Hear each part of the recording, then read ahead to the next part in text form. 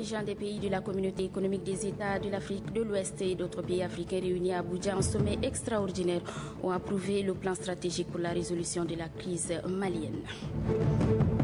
Véritable source d'approvisionnement, les librairies par terre jouent un rôle particulièrement important au Tchad. Elles permettent de se procurer des livres à des prix abordables. Reportage dans ce journal.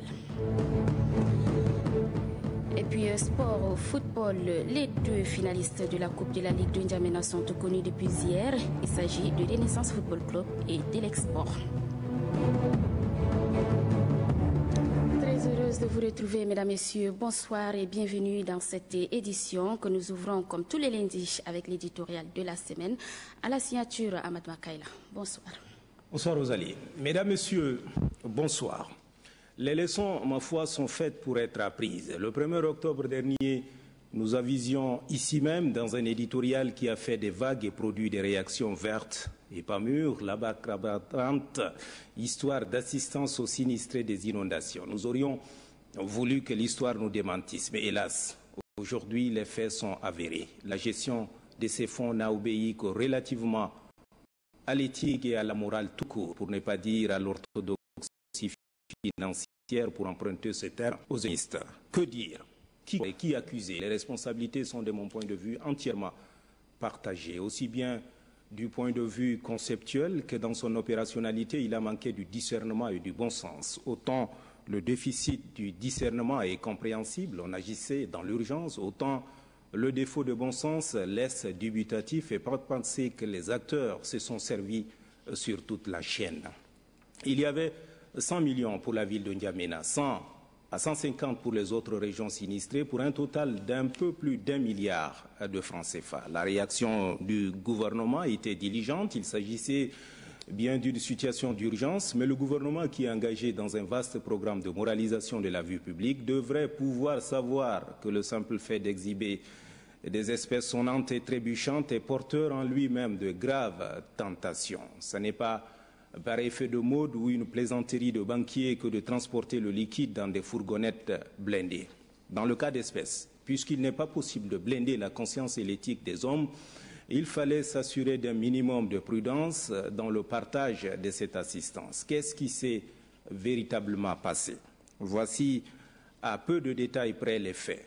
Une fois le cirque de la remise passé devant les objectifs des caméras de la télévision nationale, toute la suite de la procédure, enfin, procédure n'est pas le mot juste. Toute la suite de l'opération s'est faite tout naturellement sans témoin.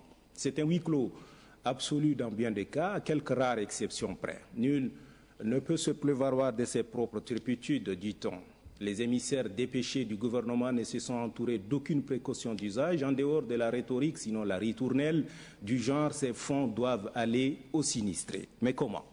Au jour d'aujourd'hui, aucune structure gouvernementale n'est à mesure de donner le chiffre exact des familles sinistrées. Comment soulager les sinistrés si nous ne savons pas avec exactitude combien ils sont et surtout l'étendue du sinistre subi? Ceux qui se seront rendus coupables de prévarication dans cette opération auront, à mon avis, commis un double délit. Celui d'avoir défié l'autorité de la puissance publique et, plus grave, soustrait l'espoir à des concitoyens déjà lessivés par une catastrophe naturelle sans précédent. Mais si on posait le problème autrement, était-ce franchement de leur faute, puisqu'il n'y avait pas un cahier des charges, une sorte de mode d'emploi?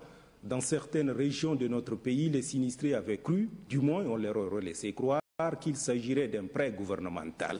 Voilà où pourrait nous conduire le train de la forfaiture. Maintenant, quelle que soit la suite qui sera réservée à cette affaire, le mal est fait. On trouvera des lampistes qu'on châtiera fatalement au besoin, publiquement. Et après, le préjudice moral, qui va le réparer? Ce pays, pour le servir, il faut l'aimer. La primauté de l'intérêt général est un principe cardinal dans une république. Ce principe, sinon cette vertu, n'est apprise dans aucune école au monde, dans aucune église, dans aucune mosquée. C'est dans la famille qu'elle est apprise. On échappera peut-être à la justice des hommes, mais la justice divine reste inéluctable. Vivement lundi prochain. Merci Ahmad Makaila et à lundi prochain. Dans l'actualité, ce soir, les chefs d'État des gouvernements de la Communauté économique des États de l'Afrique de l'Ouest, CEDEAO, et les représentants d'autres pays africains se sont réunis en sommet extraordinaire à Abuja, dans la capitale nigériane, pour entériner le projet de concept stratégique pour la résolution de la crise que connaît le Mali, un plan élaboré la semaine dernière à Bamako lors de la 11e réunion extraordinaire des chefs d'état-major de la CEDEAO, élargie aux experts militaires de la force en attente de l'Union africaine. Notre pays était représenté à ce sommet par le chef du gouvernement Emmanuel Nadingar. Le point avec Adam Abdelkader.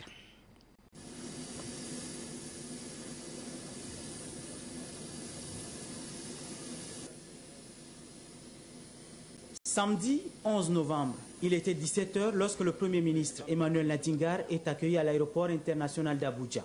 Le chef du gouvernement est venu dans la capitale de la République fédérale du Nigeria pour participer à la conférence extraordinaire des chefs d'État et des gouvernements de la communauté économique des États de l'Afrique de l'Ouest. Cette conférence a vu également la présence des pays impliqués dans la résolution de la crise dans le Nord Mali et en Guinée-Bissau, dont le Tchad. Le Premier ministre Emmanuel Nadingar, représentant le président de la République, a participé à ces assises aux côtés des 8 chefs d'État de la CEDEAO, des chefs du gouvernement, des délégations africaines et des partenaires internationaux. L'objectif de cette conférence est d'étudier les voies et moyens pouvant aboutir à un dénouement de la crise qui prévaut au nord du Mali et en Guinée-Bissau. Le président du Nigeria, Goodluck Jonathan, le président ivoirien, président en exercice de la CEDEAO, Alassane Ouattara, le représentant de l'Union africaine et l'envoyé spécial du secrétaire général de l'ONU ont tous, dans leurs interventions, plaidé pour le retour de la paix au Mali. Au nom du chef de l'État Idriss Déby Itno, le Premier ministre Emmanuel Nadingar a réaffirmé le soutien de la République du Tchad aux actions de la CEDEAO et de la communauté internationale qui concourent à ramener la paix et la stabilité au Mali. Les travaux de cette conférence ont été sanctionnés par un communiqué final. Les chefs d'État et de gouvernement membres du groupe de soutien à la situation qui prévaut au Mali ont confirmé leur engagement pour le déploiement d'une force militaire internationale pour la reconquête du Nord Mali. Toutefois, selon le communiqué, le dialogue reste une option favorite pour la résolution de la crise. Le Premier ministre qui représentait le chef de l'État Idriss Déby Itno à ce sommet a livré à l'assistance le message du président de la République relatif à la participation de notre pays. Voici un extrait.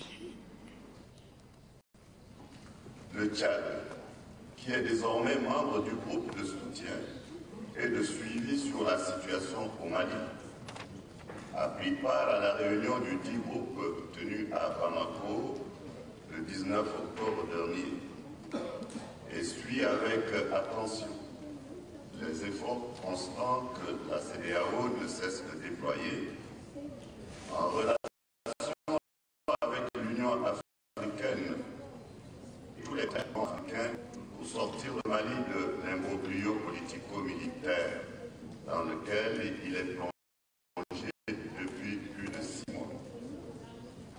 Nous apprécions particulièrement cette implication de notre pays dans la gestion de cette crise pour laquelle nous venons exprimer notre soutien et affirmer notre solidarité, car elle nous concerne tous.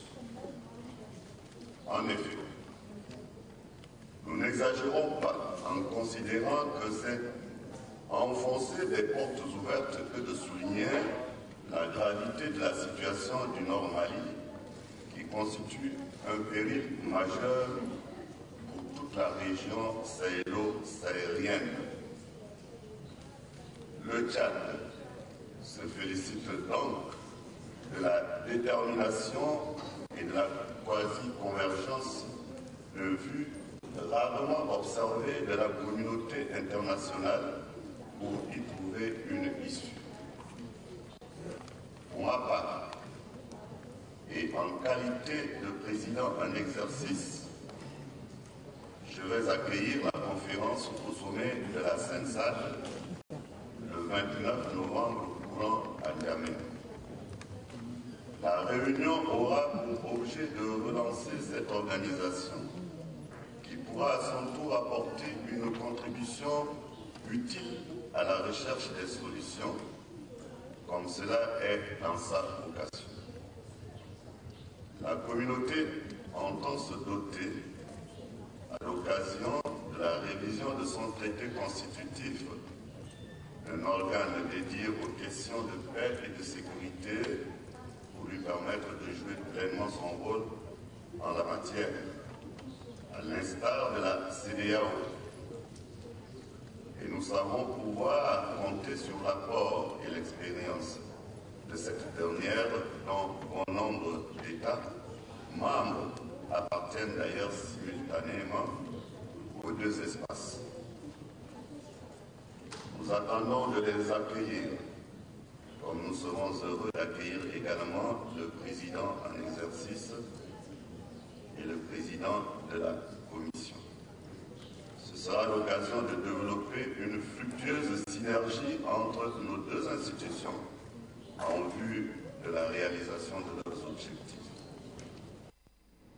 La question de la mobilisation de la communauté internationale relativement à la crise malienne figure également dans le message du président de la République Idriss Déby Itno, fidèlement transmis ici par Emmanuel Nadingar. C'est avec une vive satisfaction que nous pouvons constater la quasi-unanimité de la communauté internationale sur l'impérieuse nécessité d'éradiquer au plus tôt le fléau que constitue la remise en cause de l'intégrité territoriale et de l'unité du Mali, même si les divergences d'approche se font jour. La situation est d'autant plus préoccupante que la plupart de nos États recèlent de façon latente ou avérée des groupes identiques à ceux qui sévissent aujourd'hui dans le nord malien. Et le risque s'accroît chaque jour parce que ces factions terroristes, djihadistes et mafieuses recrutent des jeunes et même des moins jeunes venant de tous les horizons pour satisfaire leurs entreprises de destruction et de déstabilisation de nos États. En toute hypothèse, il faut néanmoins retenir que l'éventualité du recours à la force n'est pas rédhibitoirement antinomique d'un dialogue avec ceux des mouvements armés qui seraient disposés à déposer les armes et à regagner la légalité. Toutefois, il importe de souligner aussi que nos efforts seront vains s'ils ne sont pas partagés, réappropriés par les acteurs politiques maliens eux-mêmes.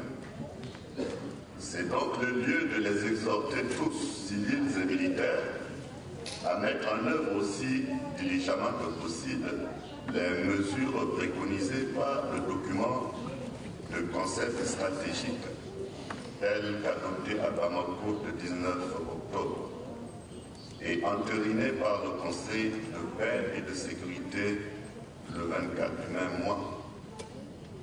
Il s'agit notamment du renforcement de la cohésion entre les institutions de la transition en vue de la restauration de l'autorité de l'État au nord, de l'organisation d'élections libres le moment venu, de l'élaboration d'une feuille de route détaillée avec des mesures concrètes assorties d'un chronogramme clair ou encore de la mise en place rapide d'une structure de négociation. Tout ce que la communauté internationale entreprendra sera sans avenir si les Maliens n'y prennent pas pleinement part.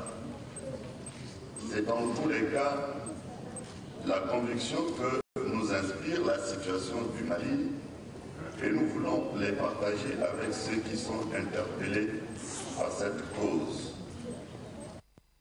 Voilà, c'était là le message du président de la République Idriss Déby Itno, lu par le chef du gouvernement au sommet extraordinaire de la CEDEAO. C'était hier à Abuja, au Nigeria. Et puis vous pourrez suivre l'intégralité de ce message juste à la fin de cette édition. Retour sur place à N'Djamena, la prise en compte de l'approche basée sur les droits de l'homme dans les politiques et budgets publics au centre d'une rencontre qui a lieu ce lundi. Elle vise à renforcer les capacités des agents des ministères dans les politiques et budgets publics. Grangatam Irima, compte rendu.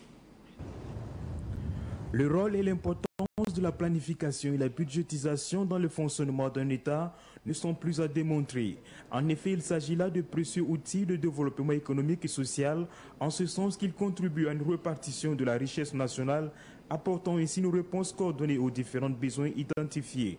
Pour le coordinateur résident du système des Nations Unies au Tchad, Seydou Batebari, cette formation permet de contribuer au renforcement de la réalisation des droits économiques, sociaux et culturels au Tchad. La ministre des Droits de l'Homme et des Libertés fondamentales accueille avec satisfaction la tenue de cette rencontre qui entre en droite ligne de la politique du gouvernement. Il vous souviendra qu'en 1er décembre 1990, que son Excellence M. Idriss Déby Itno, président de la République, chef de l'État, a créé un espace de liberté et d'expression grâce aux engagements pris devant le monde entier pour qu'il y ait aujourd'hui la centaine de partis politiques, les syndicats et les associations de la société civile. C'est ainsi le gouvernement du Tchad traduit dans les faits les orientations de ces engagements par des actions. Le Centre des Nations Unies pour les droits de l'homme et la démocratie en Afrique centrale, fidèle à son mandat qui consiste à assurer les droits de l'homme, a jugé nécessaire d'organiser cet atelier afin de renforcer l'intégration systématique de l'approche fondée sur les droits de l'homme dans le travail des organismes publics au Tchad. À suivre également la lecture de quelques décrets à la fin de ce journal. Renforcer les capacités et munir les participants des connaissances en planification, c'est l'objet d'une autre session de formation organisée par le ministère du Plan, de l'économie et de la coopération internationale à Bakara. Les bénéficiaires sont les membres des groupes thématiques chargés de l'élaboration d'une stratégie nationale de protection sociale. Estelle Abdelkader. Renforcer les capacités des groupes thématiques en protection et munir les participants des connaissances en planification des programmes de transferts sociaux, c'est l'objectif de cette formation. Pendant 5 jours, les participants auront à s'acquérir en technique de planification, mise en œuvre et suivi évaluation des programmes de transferts sociaux, tout en se familiarisant avec les principes de base de la protection sociale. Le secrétaire général du ministère du Plan, de l'économie et de la coopération internationale exhorte les participants à être assidus au cours de l'atelier. Je vous exhorte donc, et vivement, à suivre les enseignements précieux qui vous seront donnés par les formateurs afin d'atteindre les résultats visés par cet atelier, à savoir l'information et sur les opportunités et défis des transferts sociaux au Tchad, l'information sur les développements récents de la protection sociale au niveau international et en Afrique, et enfin l'application des connaissances acquises pour améliorer les documents thématiques. CEF, partenaire du gouvernement, se félicite de l'engagement des plus hautes autorités du pays et se réjouit ensuite de la tenue de l'atelier. Cet atelier de renforcement des capacités des membres des groupes thématiques, qui regroupe environ 45 membres, fait suite d'un premier atelier d'appui au processus d'élaboration de la stratégie nationale de protection sociale qui s'est tenu du 25 au 27 septembre dernier à Bakara.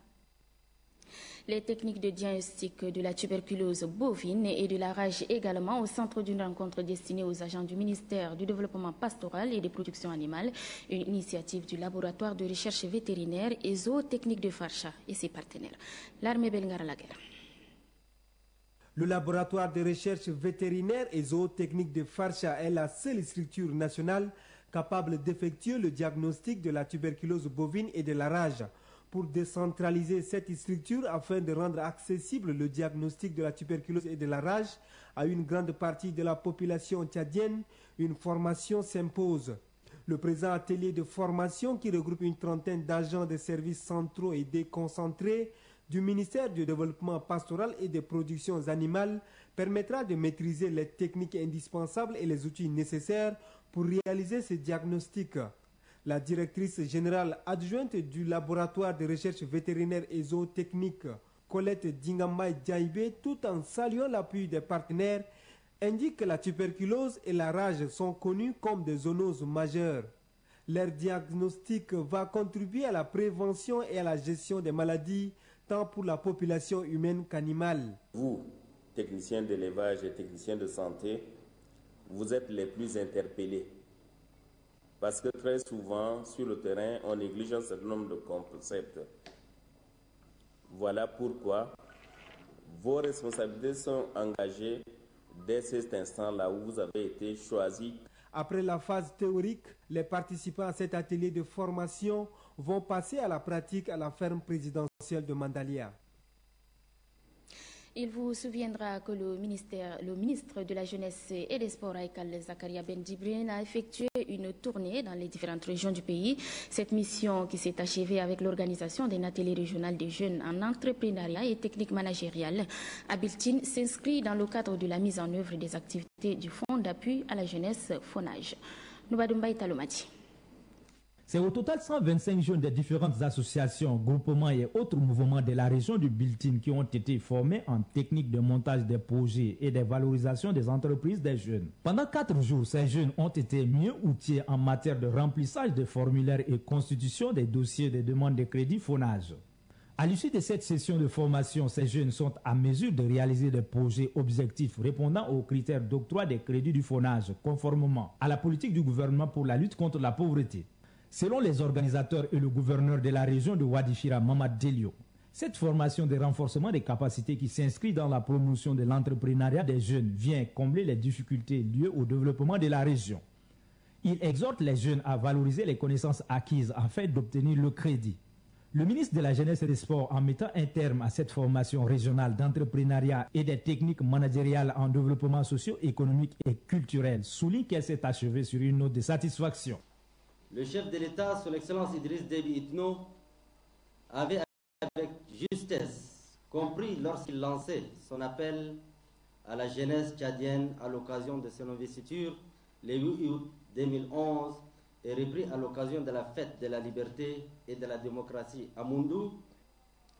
Je rêve d'une jeunesse qui ose et qui a de l'audace, qui refuse la résignation et la fatalité, qui embrasse la culture de l'excellence et l'amour du travail bien fait.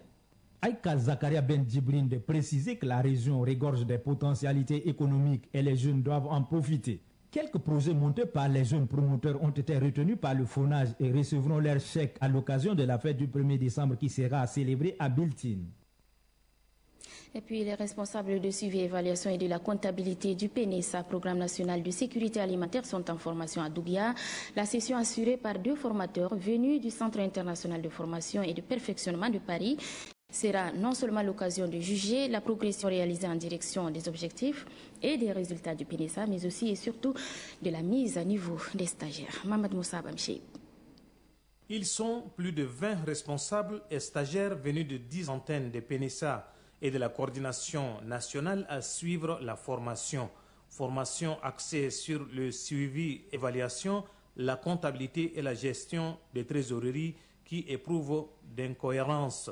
L'évaluation de performance des agents du PNSA décidée par la coordination nationale est la nouvelle stratégie qui amène chacun à maîtriser son domaine. Il est aussi question de se rattraper et de se mettre à jour afin de permettre l'exécution sans faute des activités du PNSA. À l'ouverture des travaux, le responsable administratif et financier du PNSA, représentant le coordonnateur national, a insisté sur la connaissance des modules à enseigner. Ce recyclage tient ses fondements du fait que dans la plupart des antennes, la comptabilité n'est pas à jour. Dans la plupart des antennes, il y a souvent le constat de l'absence des états de rapprochement bancaire. Djegoltar Armand exhorte les agents à bien prêter attention car le PNSA attend de leur recyclage un résultat. Cette formation, faut-il le rappeler, est assurée par le Centre international de formation et de perfectionnement de Paris en France.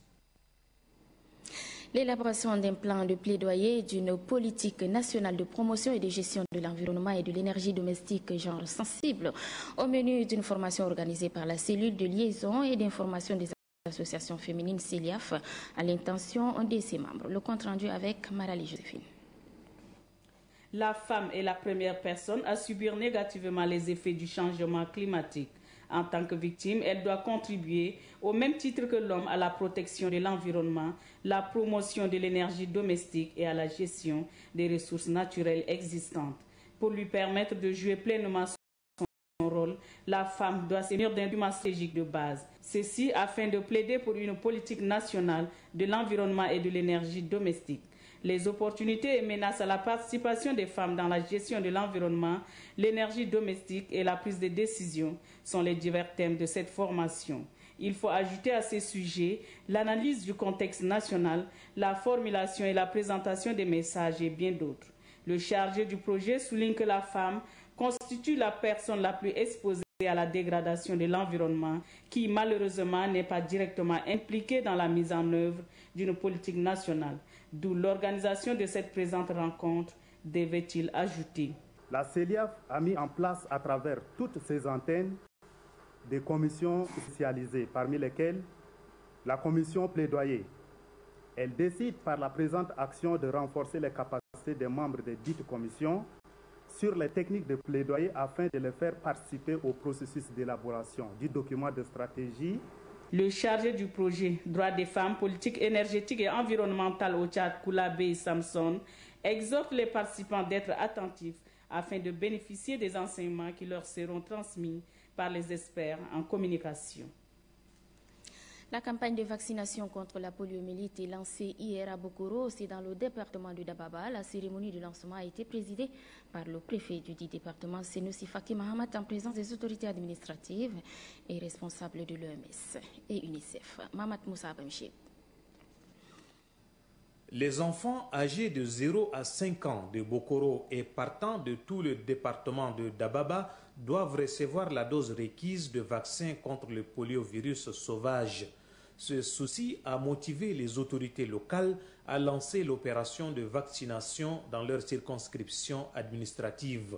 À la faveur de cette opération, le médecin-chef district de Bokoro, Ignabobi Passalé, a indiqué que plus de 100 cas de paralysie ont été signalés au Tchad, ce qui constitue selon lui une charge pour les parents et la société.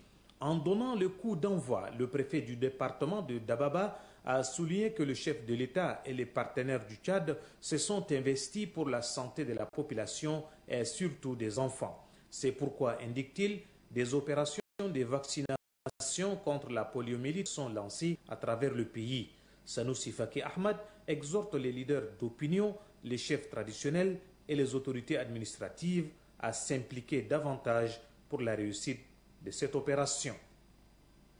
Et puis notre reportage maison de ce lundi s'intéresse à la vente des livres dans les marchés informels de la capitale. Véritable source d'approvisionnement, ces librairies jouent un rôle important, particulièrement important parce qu'elles permettent de se procurer des livres à des prix abordables. Le reportage est signé Ghislain Tchanikoudou. Loin d'une librairie, nous sommes dans un marché informel de la capitale, communément appelé marché noir, situé non loin du marché central. Ici, ceux qui veulent lire, apprendre et comprendre trouvent leur compte car les livres sont moins chers. Je viens acheter le livre ici parce que le livre à la librairie, ça coûte un peu cher et puis l'argent ne nous permet pas vraiment d'avoir accès là-bas. Donc c'est pourquoi je viens acheter ici parce que c'est un peu moins cher. Ce qui fait qu'on achète les livres dans les marchés noirs parce que dans les bibliothèques, ils sont trop chers. Nous, on n'a pas de moyens. Les marchés noirs constituent une véritable source d'approvisionnement. Ils offrent une gamme de livres très variés. Même les enseignants viennent y approvisionner en manuels scolaires. Ici en province, et comme il n'y a pas assez de livres là-bas, c'est pourquoi je suis venu chercher ici. Parfois à la librairie, les livres quand on a besoin, là, on ne va pas les trouver. C'est pourquoi on vient souvent chercher au marché. Pour cette jeune dame, même si les livres des marchés noirs se vendent moins cher, ils ne lui inspirent pas confiance. Acheter des livres au marché noir, c'est pas vraiment bien, mais au marché noir, tu trouves aussi des livres un peu moins chers Et quand on achète des livres au marché noir, ce n'est pas vraiment trop bon. Mais je préfère plutôt acheter à la librairie. Étalés sur les tables ou disposés dans des étagères de fortune, ces livres ne sont pas tous de seconde main. Cependant, d'où proviennent-ils? C'est les gens qui nous amènent et puis on achète et puis on revend aussi. Tantôt, les autres camarades nous apportent du quartier et on vend avec eux et on revend. Tantôt, on part dans le marché, on prend avec les autres personnes et on amène ici, on revend. En attendant que les prix des livres dans les librairies ne soient accessibles à tous, les marchés noirs continuent à faire le bonheur du public. Parlons religion à présent avec la fin du conclave de la 8e conférence internationale des femmes chrétiennes ce dimanche ici à N'Djamena. Pousse insiste, c'est le thème de cette conférence qui a vu la participation de plusieurs invités et autorités de la place. Anastasie Bissi. Venus de différents horizons, ces chrétiens ont imploré Dieu durant 3 jours pour toutes ses œuvres, mais aussi et surtout pour la protection du Tchad. Réunis autour des ministères, ces femmes de différentes congrégations entendent conjuguer leurs efforts à travers leur rencontre annuelle, œuvrer pour une communion des peuples en crise. Les maux qui minent le pays, ainsi que les pratiques non bibliques causées par certains chrétiens, ont été élevés devant le Seigneur. Que le sang de Jésus visite cette nation avec sa grâce. Le sang se fait au nom de Jésus. Nous annulons les plans de Satan contre le Tchad. Le maire 3e adjoint, Esther Weibogo, salue l'initiative des femmes. Pour elle, le Tchad a besoin des femmes de prière pour la consolidation de la paix. L'association Quand les femmes prient intervient dans plusieurs domaines, notamment la formation des femmes chrétiennes en entrepreneuriat, l'assistance des personnes démunies et la formation des leaders religieux. Religion toujours, l'entente des églises et missions évangéliques du Tchad en synergie avec l'église catholique et le Conseil supérieur des affaires islamiques du Tchad a organisé ce week-end à Assar, dans la région du Moyen-Chari, une formation à l'intention de plus de 100 fidèles de ces différentes confessions religieuses. Travaux ouverts par le gouverneur Mohamed Maouloud Izzadine. Adoumbe Hortense. Les différentes confessions religieuses du Moyen-Chari promeuvent les valeurs de la paix. À travers cet atelier, elles entendent rappeler aux croyants de leurs dénominations respectives certaines notions telles que la tolérance, le dialogue et le pardon. Pour le représentant du Conseil supérieur des affaires islamiques du Moyen-Chari, Dinar Ismaël, la paix est l'un des attributs de Dieu que tout croyant doit cultiver. Le représentant de l'EMET a quant à lui affirmé que pour une véritable paix, le croyant doit être un modèle et un exemple pour le monde en vivant dans le respect des principes divins. Affirmation approuvée par l'évêque du diocèse de Sar, Edmond Ditangar, qui convie par ailleurs l'homme créé par le même Dieu suprême à vivre en communion et dans l'amour sans lesquels la paix ne serait qu'un vain mot. Le premier conseiller de l'ambassade des États-Unis présent à cette rencontre a réaffirmé le soutien des États-Unis aux initiatives de paix au Tchad. Paix qui, selon le gouverneur du Moyen-Chari, Mohamed Maouloud Izzadine, occupe une place de choix dans la vision du chef de l'État pour le Tchad en pleine renaissance. Du sport football, les 2 finalistes de la Coupe de la Ligue du N'Djamena sont connus depuis hier soir. Il s'agit de Renaissance Football Club et de l'Export. Les 2 équipes ont battu respectivement AS DGC et Gazette. Dans cette première demi-finale de la Coupe de la Ligue de football de N'Djamena, les électriciens n'ont laissé aucune chance à Gazelle, le champion en titre. Car après 30 minutes de jeu, les jaunes et noirs ouvrent le score par un geste magnifique.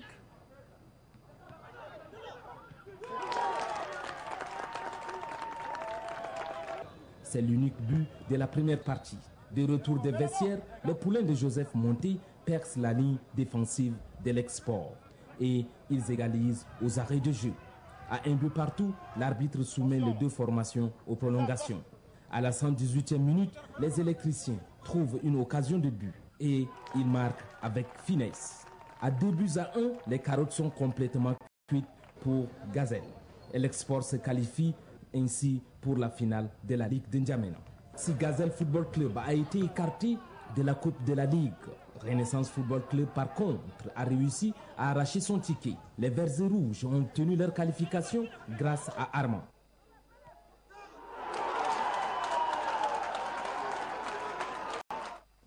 À la finale prévue pour le 25 novembre 2012, le public assistera à un autre classico.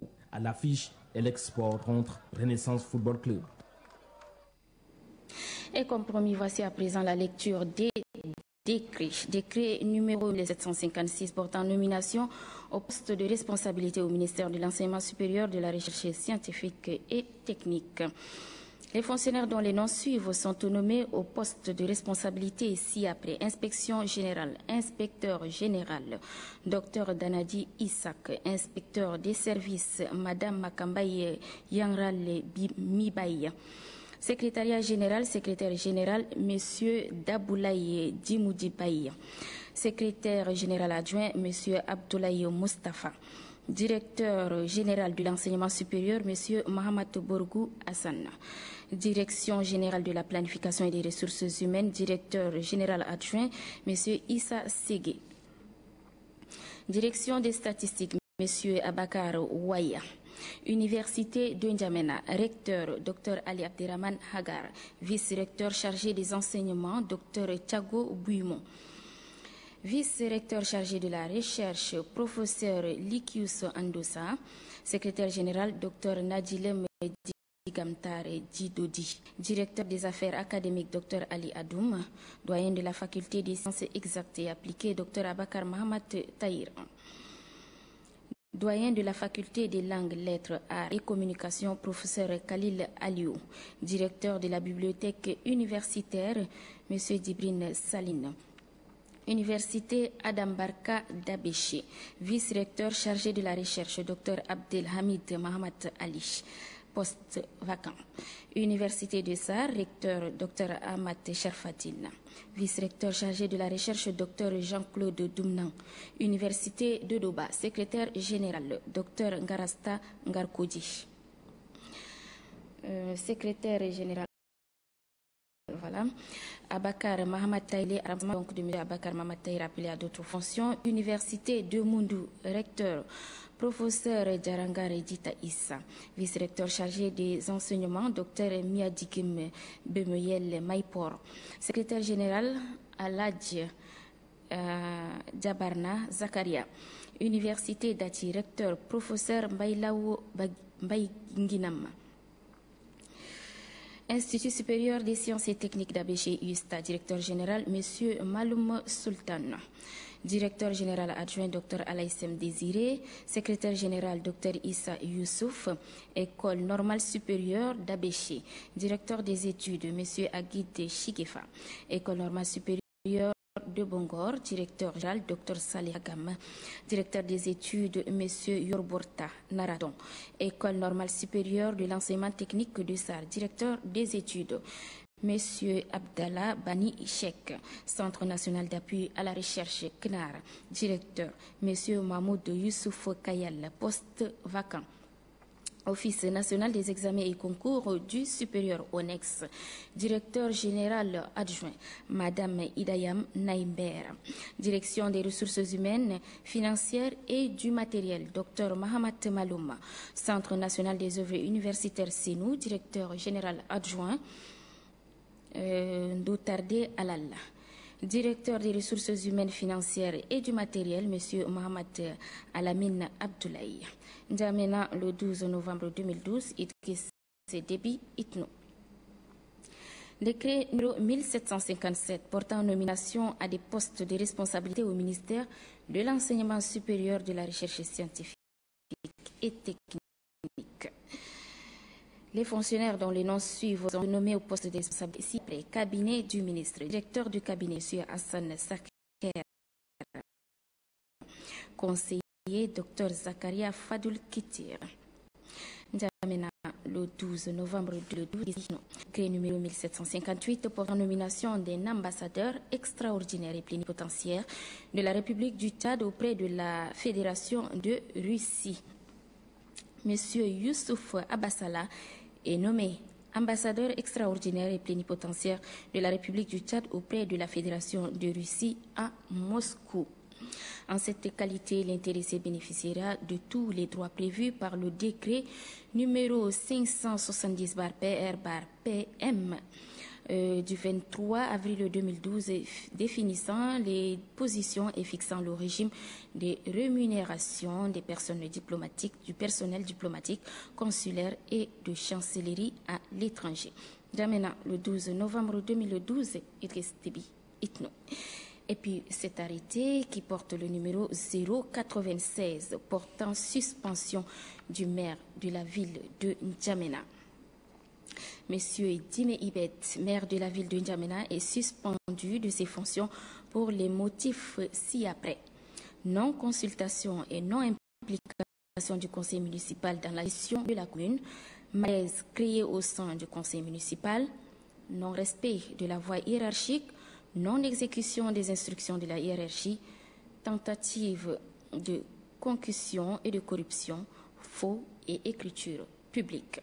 Le présent arrêté qui prend effet pour compter de la date de sa signature sera enregistré et communiqué partout où besoin sera. N'Djamena, le 12 novembre 2012, Issa Adil. Voilà, mesdames, messieurs, ainsi s'achève donc cette édition. Merci à toutes et à tous de l'avoir suivi. Très bonne suite de programme sur Téléchat et sur www.onrtv.org. Bonsoir.